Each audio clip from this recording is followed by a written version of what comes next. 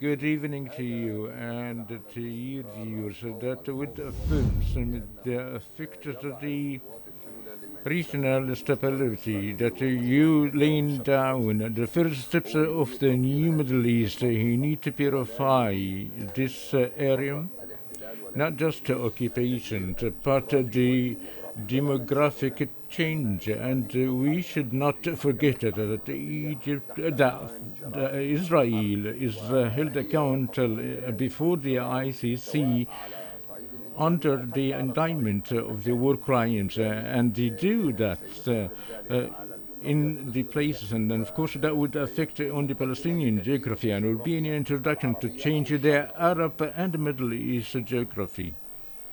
Now, sir, if you can expand on the key obstacles to achieving an immediate ceasefire and implementing the UN Resolution 2735 as called for by Palestinian officials.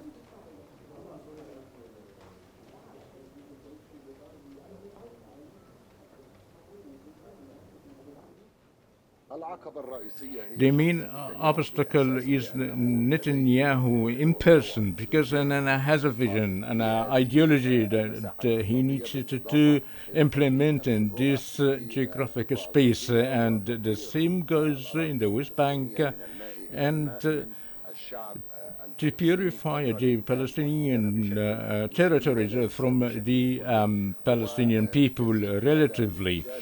He goes in that direction as the international community failed to execute its resolutions, the legal or humanitarian rules. We've had a token to hold him accountable before the ICC under the main goals such as weaponize the hunger against the Palestinian people and hinder the delivery of the humanitarian aid and the hostilities against the hospitals that are the crimes against humanity and genocide and extermination. We think that the main obstacle is his ideology that along with his extremist and hardliners teams in the cabinet. And this is not a Palestinian or Arab discourse, but Israeli of the Israeli opponent that they talk about publicly.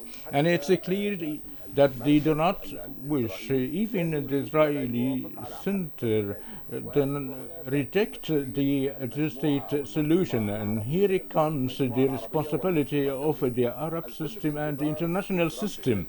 All are waiting for the return of Donald Trump to the White House, probably be concise with some points but disagree with others, as Trump also has his own ideology related to the America's first and extinguishing the fires and put end to the wars in the Middle East and everywhere. And that is also related to the principles of deals. Once they found a realistic deal to describe the status as said by the Arab League, don't we have any Arab normalization if we don't have a Palestinian state. If we've reached this point, and the new U.S. administration has managed, and it's the only one that has the pressure tools against Israel, then we'll talk about the peace process.